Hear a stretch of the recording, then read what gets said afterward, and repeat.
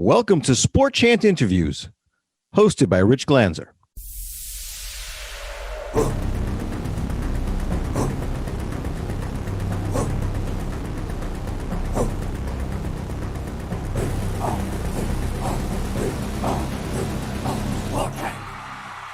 Hey everybody, this is Richie Glanzer for SportChant Interviews. Today, I'm with NFL player agent Jimmy Durkin. Jimmy, how are you? I'm doing good, thanks. Thanks for having me on. No problem. So, we're a little before the NFL draft when we start this podcast. So tell me a little about how busy, how many players you have in the draft and how busy you are. I would say right now we're getting to what you would call like crunch time. So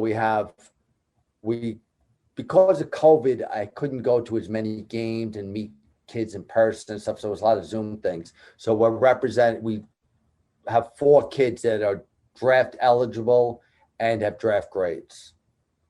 So last night I was on with 3 scouts getting feedback, contact numbers for draft day and, contact and airports for the players, because if they drafted a sign, they're going to fly out.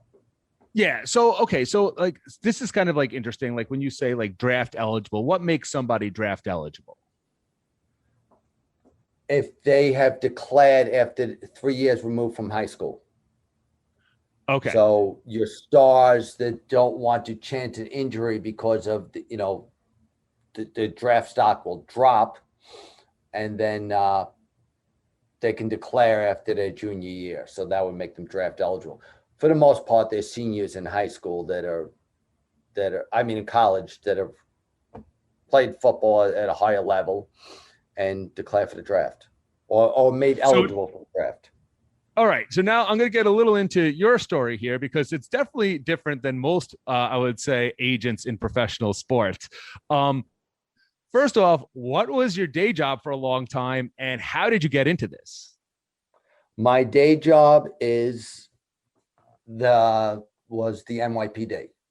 I ran a detective squad, many friends, and great time. So I was always involved in football, playing all the way up, and I'm one of those guys that probably never grew up because I was playing tackle football with the NYPD and the Brooklyn Mariners forever, and then lots of friends over the years, and then I was playing. I have a lot of friends in the NFL through running and coaching, the organization. So we're playing softball, and one of the guys, Joey Porter, who played for the Raiders, he was at Green Bay, he played about 17s. He's a Rutgers star.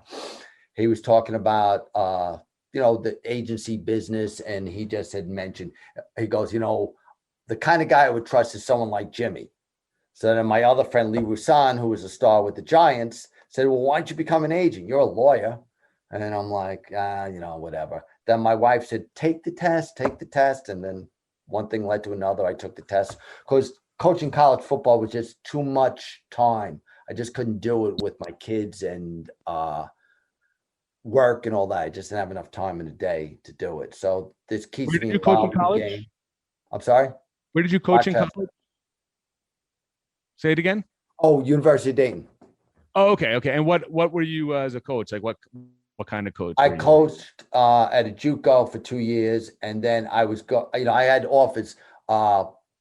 Clausen offered me a job at Fordham. Coach Foley offered me a job at Fordham. I was going to get a grad assistant at a couple of major colleges. I just couldn't fit it into the scheme of working with the police department and putting that many hours in. It just didn't fit in. Then I was going to retire and then do that, but you don't start out at a lot of money. I still had to pay, bills. Yeah. So it's just, I think, pretty fascinating that you practiced law. You also were, NYPD cop and an agent. So tell us about practicing law and how that's helped you to become an agent. Well, I would say it's a good segue because you understand the law. And I think the contract aspect of it and the legal terms and understanding collective bargaining agreements it's beneficial to be an attorney. And the attorney thing is something that, when I graduated college, I accepted to law school, but I was paying my own way through college and I had no money. So I took the family job, which is the NYPD.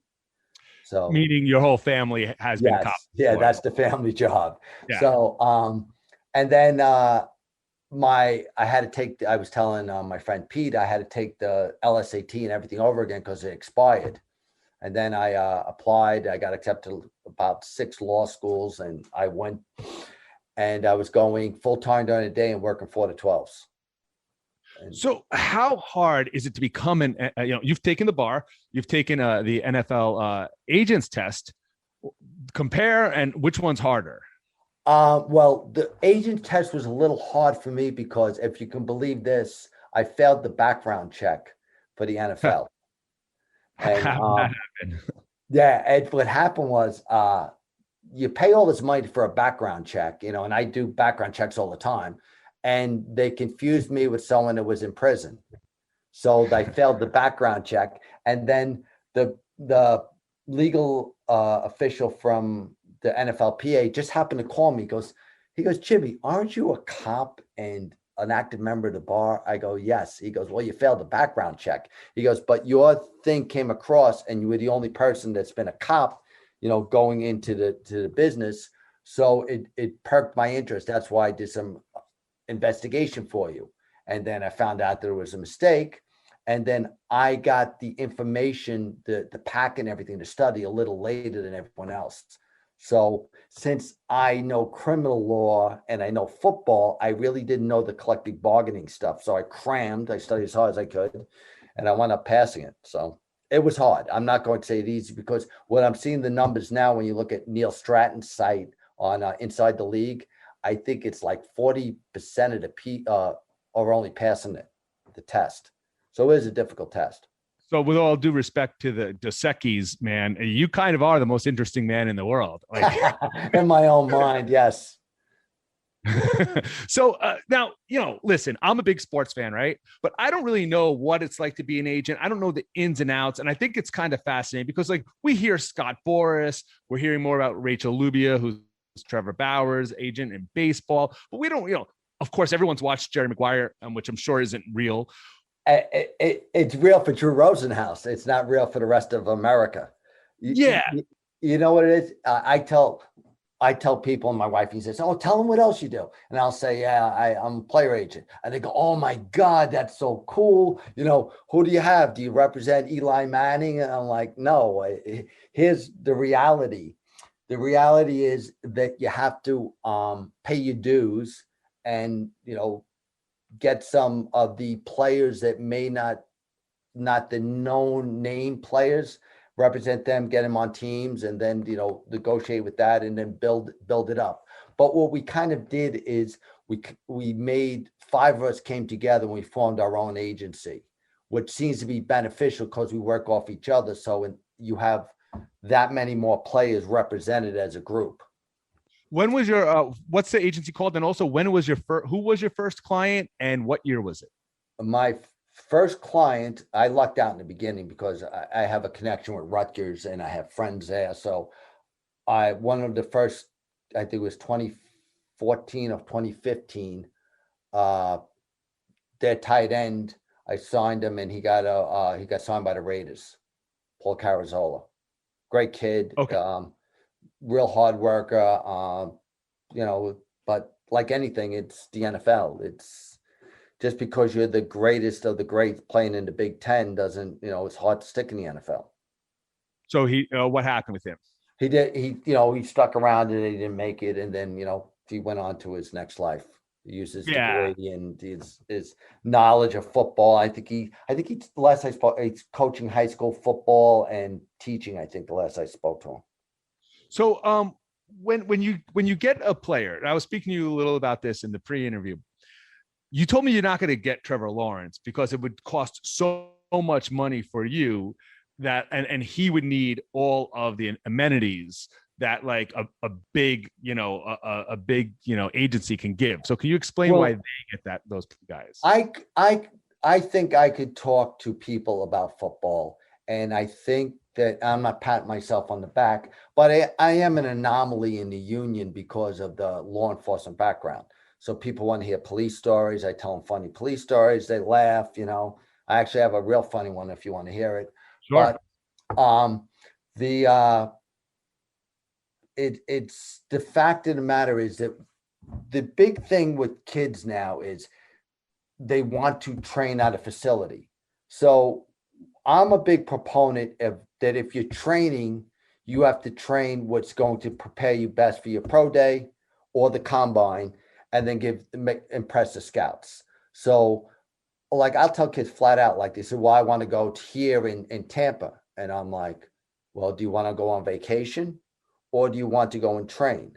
So some things you can't help it with. The quarterbacks, they have to go to warm weather, be able to throw outside. They have to have receivers to throw to. So I can understand that. But what the thing is with the training is that if they go, I'll take a school, a Big Ten school, they're going to want to train in Tampa. I'll throw a place out, Yo Murphy's place, and they want to train there. So it's the condo, the meals, the training, the quarterback coach, the renting a car, or the flights back and forth. So all of that has to come out of the agent's pocket, which is not a big deal if you signing, great player, Trevor Lawrence, or Zach Wilson, or any kid that has a 1 to 4 grade, because with signing bonuses and the pay, you're going to get your money back. It's the kids that are on the back end. You have to make a educated decision if they're going to make a roster, because like anything else, it's business decisions. And I don't want to tell the kid I don't believe in you, but if you're going to shell out money for training, you have to at least know you're getting it back.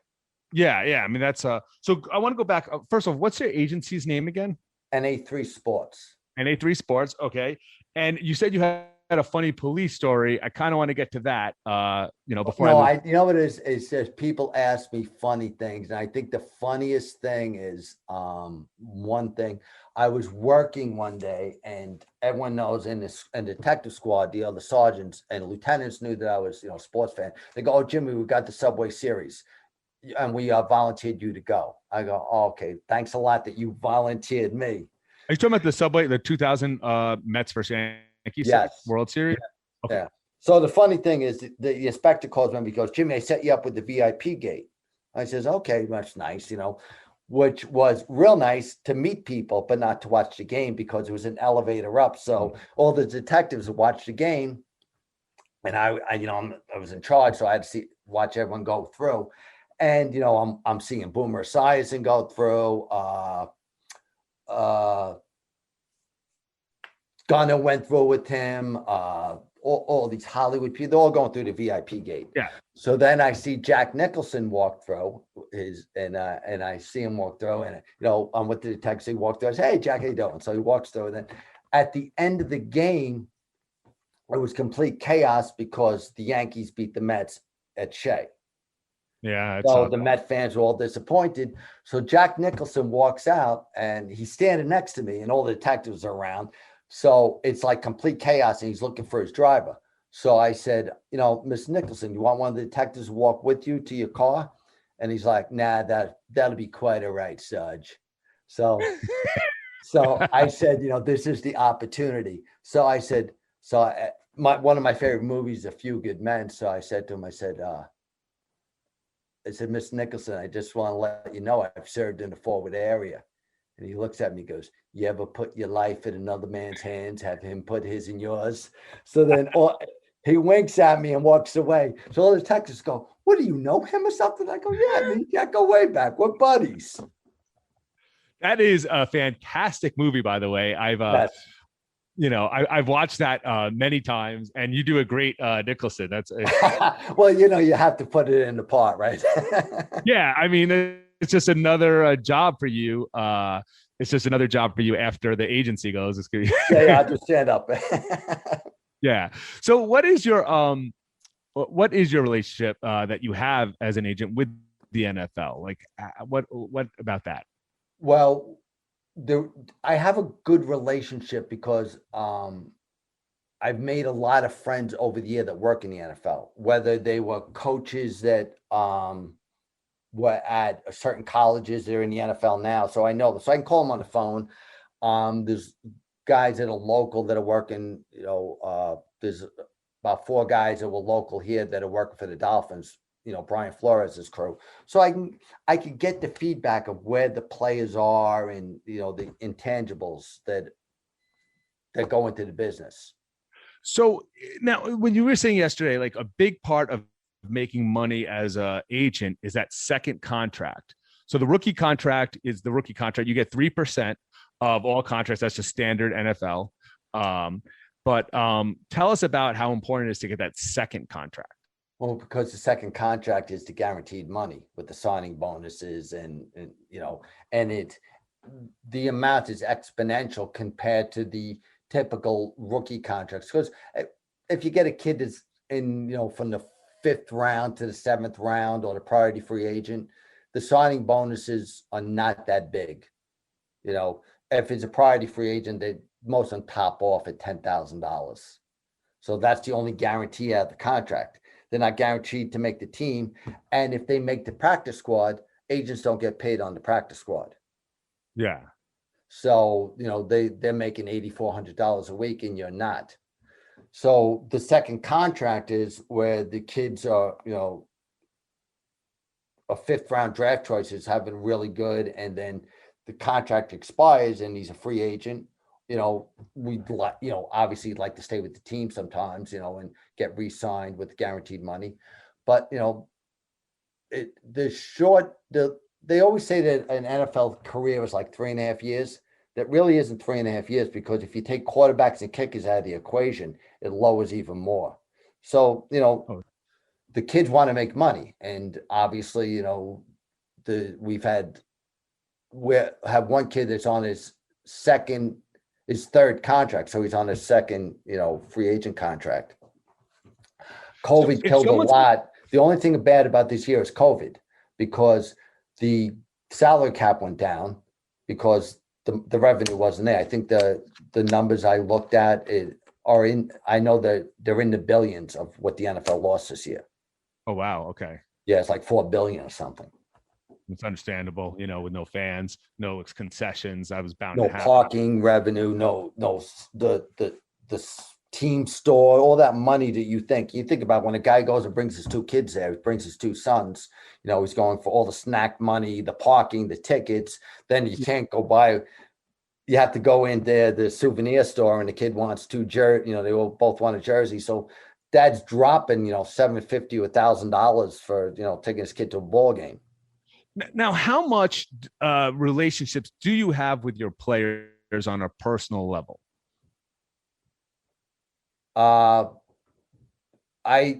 want to be the guy, and I think that you can call me like kids. I had a kid that with the Falcons 5 years ago, and he called me up to try and get him a job as a grad assistant in colleges. So I'd like to have the personal level, but the other thing, sometimes it punches you in the face, because the next thing you know, that you think you have a great relationship with a kid and he fires you and he signs up with someone else. That's the only thing, they're bilateral contracts that we sign with each other, and anyone can terminate it.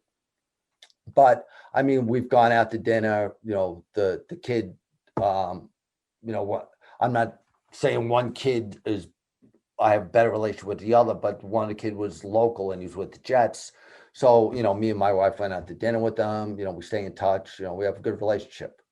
I think you have to have a good relationship. And this is my personal opinion, that if you treat it like totally as a business, you take that familiarity away from each other, and it doesn't work as well. So I keep in touch on my send them texts. I let him know what's going on in my life and his life. One of the kids in particular, I send him more police department stuff. He loves wearing the NYPD stuff. So that's, but I do think that you should have some relationship with your players. That's me. Some people will treat it straight as a total business, but why have a guy that, that just matter of factly, contract business, and all caring about money and not caring about the kid as a person. Yeah, exactly. And we see that a lot. Like, you know, I mean, we hear like the player, like, for instance, it's just like, you know, again, I'm going with Jerry Maguire. So like one of the things was when the bad guy played by Jay Moore, Yeah. he's had do you remember the stripper's name from like Cancun? And he's like, no, he goes, I do. It's Miranda. I'm making up names, whatever. He's like, Right. that's my job. So, but do you ever have to get into like, you know, like that type of level with these people, like, you know, that you have their back on, you know? Well, the only thing is like, I won't mention it because, but there's certain kids have had a little things where I had to do the call to some other cop because they mentioned my name. So I want to know that they could always, you know, I can straighten things out for them. So I would say that it's good that I tell them, and that's the one I talk to the parents too when it's on them. I said, listen, you have to know that my phone is by my bed and you can call me up. If you get stopped at 2 o'clock in the morning or you need some advice, you can call me all the time. I think the relationship works better that way. If it blows up in my face and it terminates me, so be it. Yeah. You know? Listen, agents get blamed for a lot of times for kids not making teams, and it's not the agent because it's, you know, does your personality and relationship with a team help you? Yes. But the bottom line is to look for the best football player. So if Jimmy Durkin is best friends with the head coach of some team, is not going to keep his player on a team. Yeah, exactly. Now, might give a tryout, you know, a second look, but it's not going to give them anything that they don't deserve. So I want to get to one of your players, which I think is the most interesting one that kind of like the story went a little viral. Tell me about a guy named Blake. Isn't that the best? Blake is probably one of my favorite kids because one, he's from Northwestern. He's brilliant. He's brilliant beyond brilliant. It's Blake Hans, by the way, right? So I'm sorry? Blake Hans. Blake Hans. Blake Hans is brilliant. Went to Northwestern, and he's a 4-year starter at Northwestern. So he's a 4-year starter at a Big Ten school. So he is a phenomenal offensive lineman. But look, now I'm giving you a kid that's a 4-year starter at a Big Ten school that still wasn't drafted. I thought he was going to get drafted, but he still wasn't drafted, signed a free agent contract. Paid his dues. He was with Buffalo, Jacksonville. Then he's with the Jets. And what happened was he was on the practice squad of the Jets. And I have some friends that are coaching at Cleveland. And it's probably left over from one of my friends was from Rutgers, was a DB coach there. So I knew guys and we talked. So I get a call the Saturday before the season ends. And one of the scouts calls me and goes, does Blake want to come to Cleveland? So I says, well, let me call him. And because you're allowed, if someone's not activated, another team can sign them off the practice squad. They end the relationship and they sign another team. So I said, Blake, Cleveland's calling. I said, they win today, you go to playoffs, the whole deal. And he goes, oh my God. I go, and it was COVID time. And the beauty of it was Cleveland was home. So he didn't have to get on a plane. He could drive there and not have to go through the COVID worry of being on a plane. Yeah. So he drove there and got there, and it was on the active roster. That's the thing with the collective bargaining agreement. If they sign you off to the practice squad, they have to activate you for at least 3 games. Okay. So you're getting, instead of $8,400, you're getting an NFL minimum. Yeah. Per game. Which is what? I think it was almost 40,000. I don't know, because different kids, different numbers, but it was in that area. So it was like almost 5 times the amount you would make on practice squad. And the Jets weren't going to the playoffs. The season was going to end. So we looked at everything and decided, life's a gamble. Let's go. So he got in the car, drove. They played the Steelers, beat the Steelers. He had to learn the playbook in 3 days. I think he only played on the extra point team. The next week, now he has a full week of practice. Oh, no, I think they were still in COVID protocols, and they wound up playing the Steelers again, the first round of playoffs. Yeah. And then, of course, things play. He was on field goal, extra points, and I think punt return. He was on playing special teams. All of a sudden, the guy goes down and he steps up and he played, I mean, phenomenal. And even if you listen to Chris Collinsworth, and now Michaels afterwards, they were talking about him, how some guy Blake came in and played well, and then they interviewed him after they interviewed Baker after the game, and Baker that's Mayfield, the quarterback for the Cleveland Browns. Right, and Baker says he goes, and everyone stepped up. I'm so proud of my teammates, and some guy in the locker room that I just met before the game, Blake, and then they took off from there. Then what happens the next game, he has a starring role because the kid went down early. Michael Dunn, I believe, got injured early. And then Blake played almost the whole game and and the beauty of it, he played one game at guard and one game at tackle. So it showed his versatility. And he was rewarded quite nicely, right? Yeah, you were. Well, yeah, he has a 2-year contract with them, and he's there and he's grinding, and I think there's going to be big things because I think his work ethic, his intelligence is beyond, comparison to other people, just because, I mean, that Northwestern education is like the Stanford kid. I'm not knocking this brilliant kids all over, but I'm saying to get into Northwestern, you're intellectually, above a lot of other people. It's a Big Ten. But it's just it's a really fun agent story because, this is a guy that, no one's really going to know. He's on the practice squad of the Jets, the second worst team in football. And to be honest, I've watched almost every Jet game. They probably were the worst team in football. Just arguments there. They may have been the worst, right? Think about it. They lost that game to the Raiders on the last second bomb. Who lose on a bomb at the end of the game? Yeah, the cover zero, right? Or yes, or was it? They were sending people, and it cost Coach Williams his job by sending that all-out blitz. But some people are more aggressive than others. At the time, every Jet fan most Jet fans were happy because they thought they were getting Trevor Lawrence out of it. Well, I'm not a big proponent of that. I think that you play to win. I don't like fans, the casual fan. It's funny. I was just reading something by Sage Rosenfels, and he says about people watching film. People don't watch film. Like, I watch film. I actually break down film and watch it, and that's how I sign guys.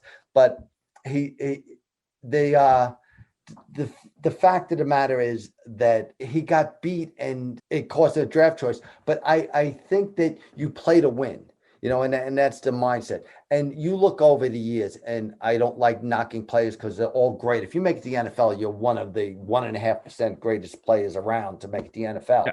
But you look at all the top round draft choices of quarterback that haven't made it. And I think Trevor Lawrence will. I'm not saying that. But to play for a draft choice or draft position, I don't like that you say, oh, let's lose the rest of the games. So it's funny you mentioned that because we have on our podcast, we actually did a podcast about tanking. And one of the hosts, Dimitri, who's not here right now. So he made a great point. He said, listen, when you lose every game, you might get the best player, but all the other players and they all matter, they all have a losing culture. They just loss after loss after loss. And it drains on you. And so you're coming into this losing culture, and that has to affect you the next season and seasons going forward, because all they know is losing. So that's why, when you play to win the game, someone said that, right? Herm. Yeah. But you know what it is too? You look at it too. When you get a number one draft choice, is that changing your team? No, it really is. It going to make a dramatic change? It was year after year. And you look at it. The Patriots had a down year but the Patriots have been the excellence year after year with having back-end draft choices. Yes. That's the key, because they have a winning culture. So every play of their player becomes, and they buy into it. Yeah. I agree with you. When people buy into things, it changes. I mean, but actually, so that's another interesting point. We all know Tom Brady was 199th draft pick, I believe, in the year 2000. Is that a player that you could get, or is he still going to go to a big agency out of college? Like, I know, well, it's a Big Ten school, but listen, I'm confident in myself and the other guys that we could talk to any player, and I could, have a little bit more of a diverse background. We've had guys drafted. We have guys in the NFL. It's the thing that I go back to is, pulling the money out the train. Yeah. Obviously, but still, you have a quarterback. There's a Big Ten quarterback. He's going to want to go to some quarterback guru, and train with him and work with him, and it costs money. It's the layout. Quarterbacks are hard because a lot of times the teams will hide them on the practice squad, so the money's not coming back then. In the Got it. beginning. Okay. So it's really hard for the small guys to stay with the Get big guys. swallowed up. Yes, a lot of guys give it up and they get swallowed up by the bigger agency. Listen, it's one of those things you have to make the effort. You're not going to see something happen overnight.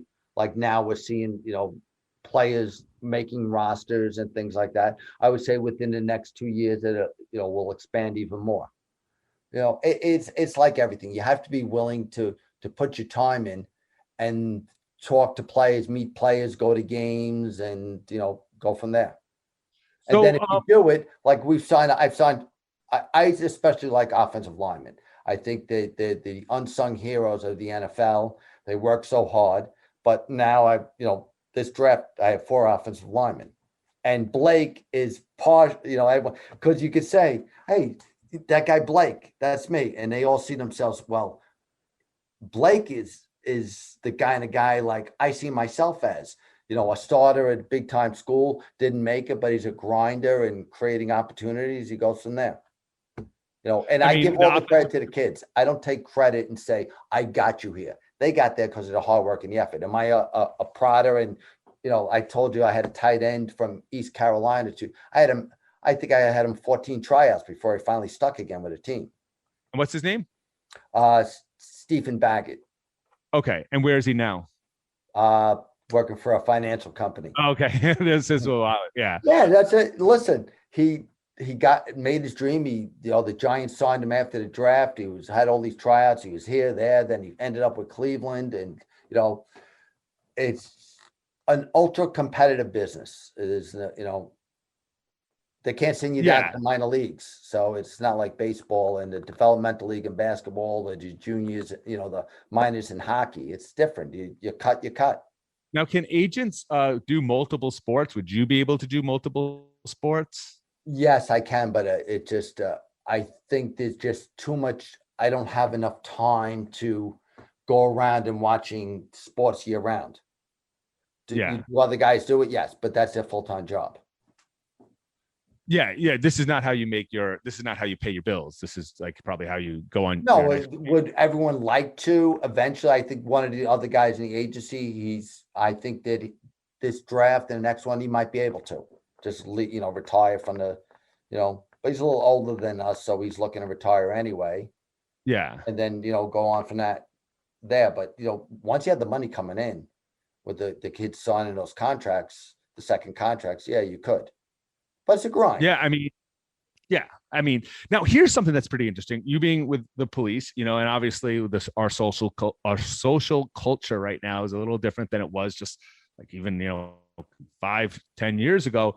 So cops, they weren't before, they were a little more celebrated. Now the heat's, rightfully on them. Like, not in that way. Like, is it tough for like some people that like, there's some anti-police rhetoric and you're being a cop? Does that hurt or help you in a way?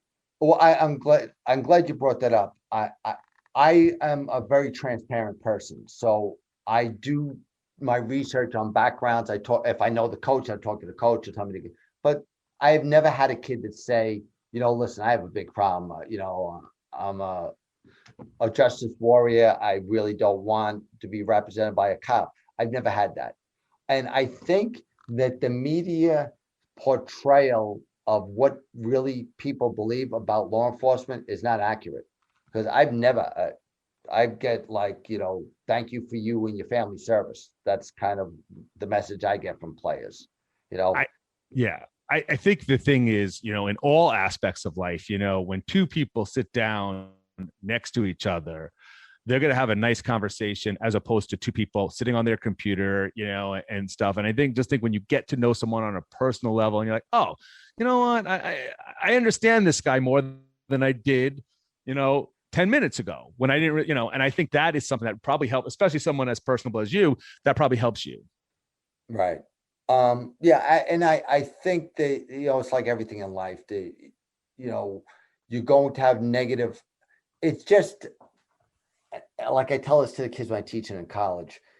The media wants to sell papers and have the ratings on TV. So what is the most popular thing to talk about?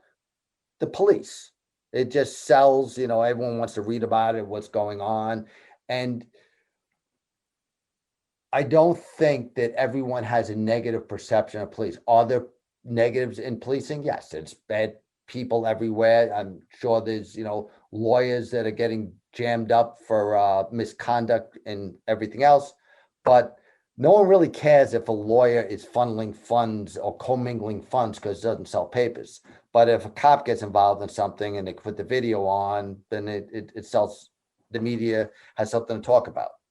Well, it's like anything else. Like, I mean, you're not going to talk about a plane that landed safely. Without a doubt. And I don't begrudge. I just wish there was a little bit more transparency, like with the shooting in Chicago that happened. A cop is not chasing you with a gun and asking you how old you are, or the thing is, like, the police executed a child. That's not accurate at all, and that's the only thing I have a problem with. Well, I understand, I mean, but like getting back to the NFL and your players, is there any other player that you have that you just like you have a great story about that's like, hey, this is really cool, something like that? Well, we had one kid, K1, played in the Super Bowl, so that was, with the 49ers, although they lost, that was good. What is the kids now are I tell you, my daughter is I brag about her all the time. She's a Division I athlete. I tell Pete that all the time. What sport? Track. What sport? Okay. So she was working late, and I always wait up for her because I'm the crazy dad. So I am watching the Hula Bowl, the All-Star game, the Hula Bowl this year. So okay. we represent the center from Hawaii who was playing. So I said, let me stay up. I want to watch the game, even though, it was the time difference, because I think the game started like 11 o'clock at night. So I'm watching the game, and I'm watching the kid next to him just absolutely destroy people. So I says, who the heck is this kid? So I do a little research. Next thing I know, I found out he went to Tulane, and then he transferred to Louisiana Monroe. I got him on one thing led to another, and we wound up signing him to represent him just because I looked at that. Then I pulled some film up that I could see, and he's definitely a tough guy. So I get a call from one of the NFL teams, and so I talked to the scout, and I knew him from somebody else, and we're chatting on the phone. And I said, I got to be honest with you. I said, how did you find a kid from Louisiana Monroe? So he says, Jim, to be honest with you, I was sitting at home on a Friday night, and I started watching the Hula Bowl, and I see this kid just destroying people, and I'm saying, who is this kid? And I pulled film. So the next thing, another team calls me, and I asked the same question, tells me the same story. They saw the kid doing so well at the Hula Bowl, they had to find out who he was. So, watching all these games, you pick up players. Like I've been watching the historically black colleges because they're playing in the spring now. And I've noticed there's a couple kids there that are good football players, one tight end in particular. So, I like watching for myself and then noticing the intangibles about kids and then doing the research. When you're watching a game, if I'm watching a game with you, can you pinpoint something and be like, this is why this guy has a chance in the NFL, but this is why this guy doesn't have a chance in the NFL, even though they both. I think with the offensive line, it's a little hard because you get the television angle. It's a little difficult because you don't always get to see them play. But when you see the offensive lineman downfield all the time, I think if I notice it, I know scouts are noticing it. The guy that's making that block and then going second level, then leading the running back down the field and just getting a piece. Because think about it, all you have to do is get a piece of a corner or get in his way because the running backs are so fast to cut a different way. So I think that's a factor that will be picked up by teams and scouts saying, look at this guy. He's 100 miles an hour in every play. I think those are the kind of things, those little extra things where uh, going downfield, making blocks, receivers, the running backs picking guys up. I think the little extras that and I don't want to knock any players, but linemen are non-divas. They're just, the Yeah. old-fashioned tough guys. They hang Yeah. out with each other. So then you see the guy making that little extra. And that's how, honestly, I got the kid for Northwestern, Blake, watching the Big Ten, but I got a tip from a scout that told me, he said, watch this kid more. And he is a player. It's funny you say the non-divas, because I used to be a reporter and I would cover the Jets back in 1999, 2000. Kevin Mawai was there, the great lineman for the Jets, a Hall of Famer.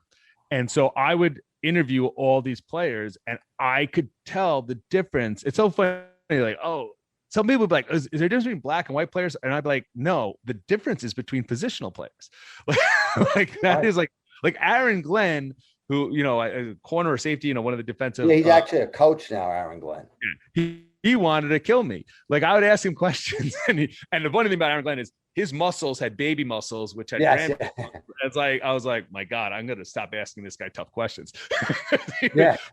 And but Kevin Mawai, I would ask a question and he'd just give me a stare and then I'd get scared because I was a 25-year-old punk kid, Yeah. And I'd get like a little afraid and he'd be like, "No, man, it's okay." Yeah. But no, the linemen, listen, you think about it, they have this quote, and I don't know it exactly, but it ends up, it's talking about we don't get all the glory and the fanfare, but we're the reason why. The offensive line is the reason why. And I'm a firm believer in that. And you could probably ask quarterbacks the amount of hits they take, and they thank their offensive line. It's an unglorious position, but it makes the NFL go.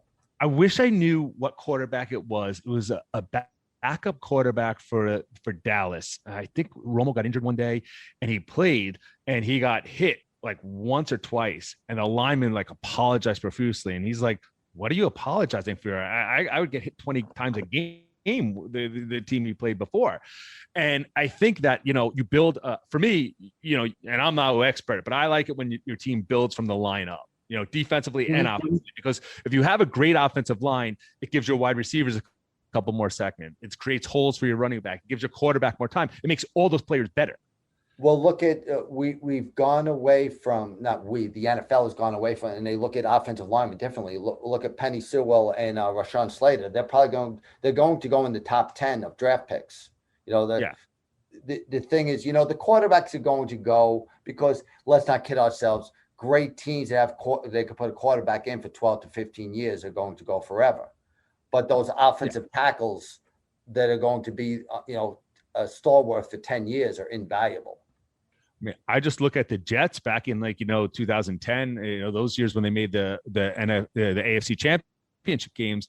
They had great offensive line, and they had, that Thomas Jones was pretty old, but he led the league in rushing. And you had a guy like Mark Sanchez, who was, a rookie, and in his second year, he was able to lead the team to the championship game, even though his talent really wasn't at their level yet.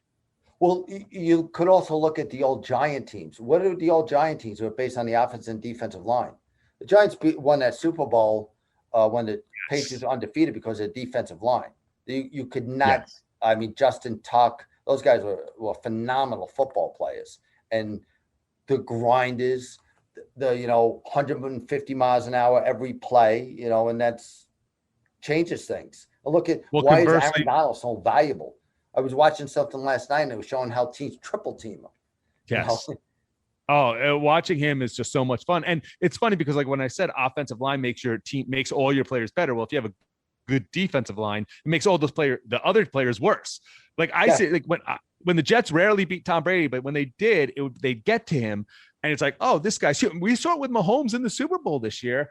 Mahomes was simply just an average quarterback when he had no line. He was running for his life, and an amazing job the way he ran for his life. Well, you have to give Todd Bowles a lot of credit, I think, for the scheme he developed for that game. He did a great job scheming, and putting people in Mahomes' face the whole game. But you look at what the Jets, our greatest knowledge of the Jets, because Joe Namath, there was, teams were before. But look at that sack exchange. Yes.